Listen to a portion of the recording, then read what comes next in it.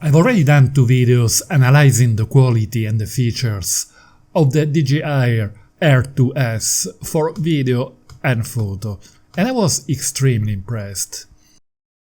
In both situations the results were often breathtaking. In this video I will compare the Air 2 to the Mavic 2 Pro in terms of video function and quality, to see if this new model are taking the place of king of the DJI prosumer drones. But in the second part I will show 3 reasons why some user could be still interested in buying a Mavic 2 Pro. I know many of you are interested in photography. I will do a photo comparison of the 2 drones in a few days. If you enjoyed the video, hit the like button. It gives me inspiration.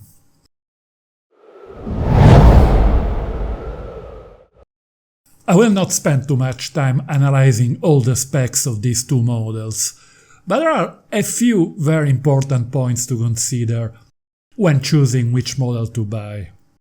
First of all, the price. At the moment the Air 2S sells for 1000 euros, against around 1500 for the 2 Pro. I suspect the price of the Pro will come down somewhat in the following months, but the price difference is important. So this model has to offer something extra to compete with the 2S. Regarding size, the Air 2S weighed 595 grams against 907 for the 2 Pro. The 2S is certainly easier to park and carry around, although I still consider the 2 Pro relatively portable. A small advantage here for the Air 2S, but not a deal maker. But more importantly, the 2 Pro is just above the 900 gram threshold, and therefore, under European regulation, an extra written exam is needed, and that is a huge point in favor of the Air 2S. The Mavic 2 Pro is a bit more powerful and can stand very strong winds. I have used it for 2 weeks in Iceland in huge winds, and it always behaved perfectly. I haven't pushed the Air 2S into strong winds yet, but sadly I have lost a Mavic Air 2 under these sort of conditions, so I'm a bit more careful now.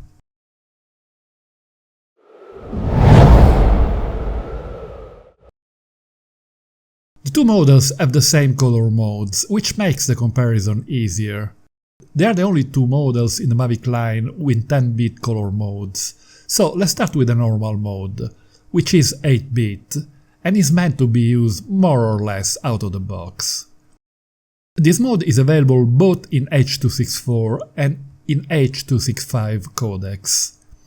H.264 is much less demanding in terms of computer resources, therefore normal mode is aimed mostly at users who do not rely heavily on computer post-processing, mostly interested in posting their footage on social media.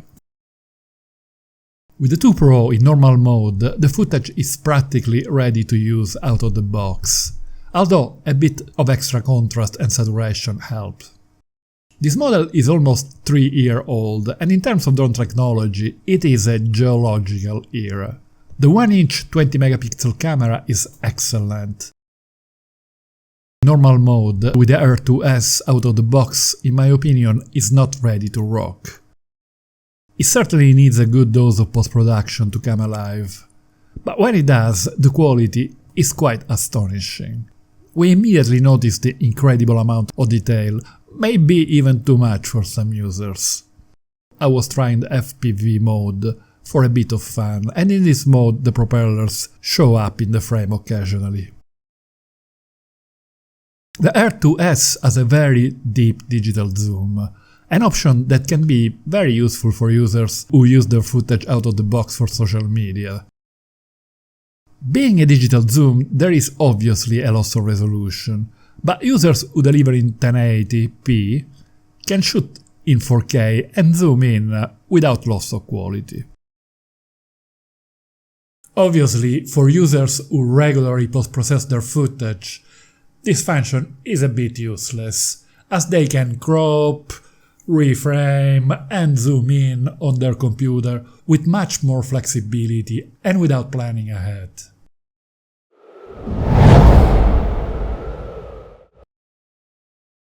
The Air 2S has now the same 8-bit modes as the 2 Pro, D-Log and HLG, and this is a massive upgrade.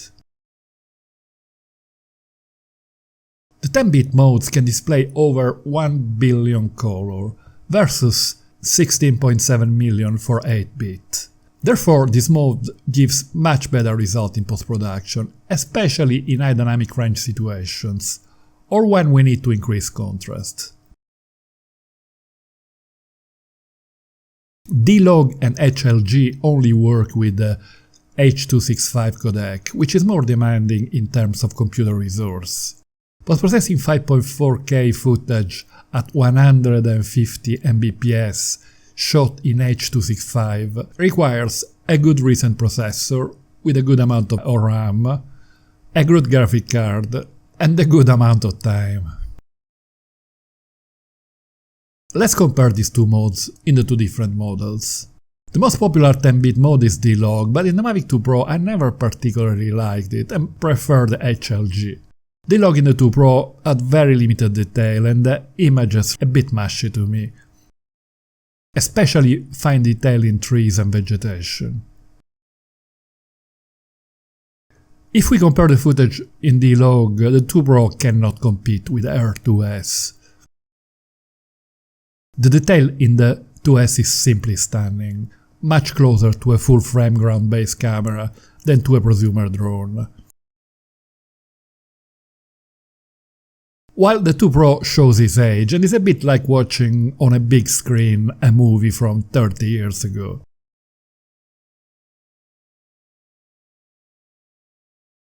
Let's move to HLG mode. Here, in my opinion, the 2 Pro fares much better. The footage has some detail now. As you can see in this top-down shot, the 2 Pro does a decent job.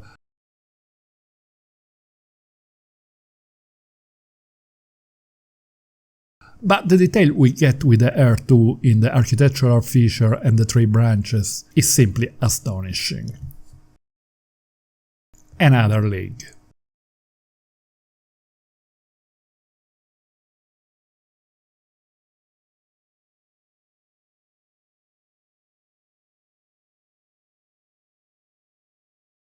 As you can see, this drone breaks new grounds in terms of detail and color rendition. Simply stunning.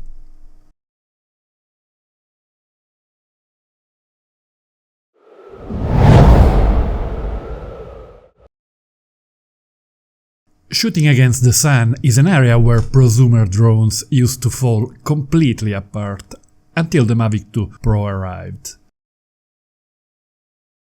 Here we are into the full sun with very bad conditions, plenty of haze. Both models give excellent results considering the conditions. There is no flare around the sun, no chromatic aberration or lack of detail, and this is remarkable considering the tiny lenses. But in my opinion, the Air 2S has once again the edge in terms of color rendition, detail and dynamic range. Both models don't show any kind of moira in the buildings, traditionally a very weak point of prosumer drones, and this is an excellent result.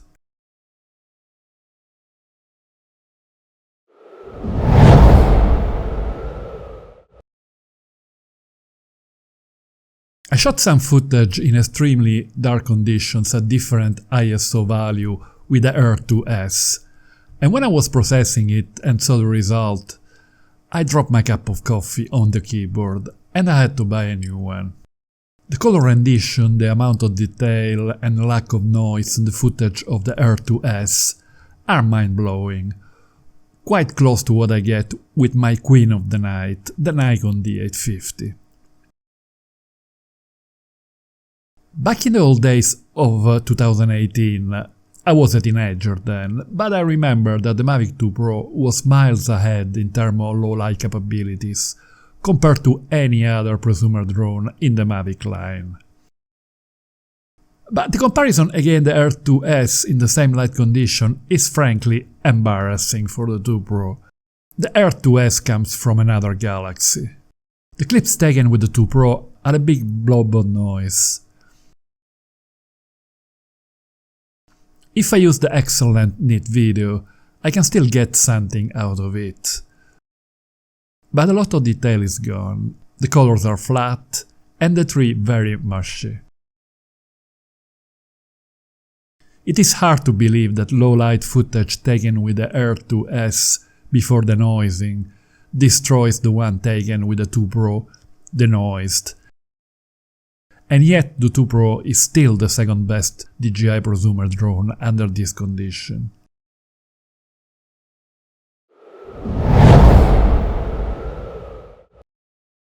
This is a gigantic upgrade for the 2S that I frankly was not expecting. I was thinking that the increased resolution would come with a new version of the Mavic Pro. 5.4K leaves a good deal of room for zooming in and reframing in post-production without loss of quality, even when delivering footage at 4K.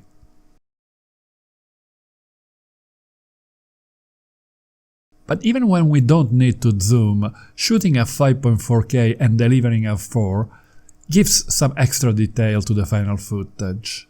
For many prosumer users, this is a real game changer. The Mavic 2 Pro has a sort of poor man's zoom. There is a choice of two sizes for footage. 4K full field with a field of view of 28mm and 4K HQ with 40mm equivalent. So a bit like having two different lenses, and I like that option. But with Air 2S, filming at 5.4 leaves huge room for zooming in post-production without losing resolution. It is possible to apply progressive zooms, reframing, zoom and pan without any previous planning.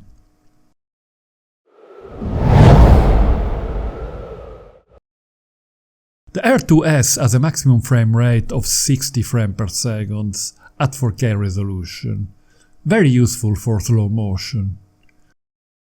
The only other DJI prosumer drone capable of high frame rates at 4K are the Phantom 4 Pro and the Mavic Air 2. This is another significant advantage of the Air 2S over the 2 Pro. At frequencies higher than 30 frames per second, the field of view of the Air 2S is more or less double than the usual 22mm. In other words, there is a big crop in the image.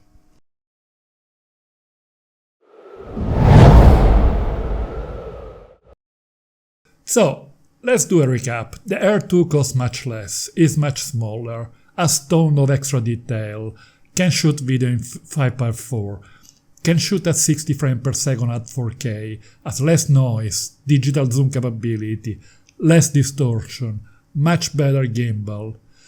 So why is DJI still selling the Mavic 2 Pro? Well, the 2 Pro has still 3 aces up his sleeve, and they are big ones. First of all, he has variable aperture, and this is extremely useful to nail exposure and to apply the 180 rule when shooting video, and even more to control motion blur in time lapses and hyperlapses. It has the sensational Waypoint 2.0 intelligent flight mode to perfectly perform difficult moves for smooth cinematic footage. It also has omnidirectional obstacle detection, a must for users involved in sport, action, or any sort of tracking. Could DJI have added these 3 features in the Air 2S? Of course he could have done it, but that would have meant the end of the Mavic Pro. The Air 2S would be the undiscussed flagship DJI prosumer model with these 3 features. The fact that DJI did not include them in the Air 2S makes me think that the new Pro model will be released soon. But besides these 3 functions, it needs some other extraordinary features to improve on the Air 2S. Click on this link if you're interested in photography with the Air 2S, and don't forget to hit the like button if you found this video interesting. Bye for now.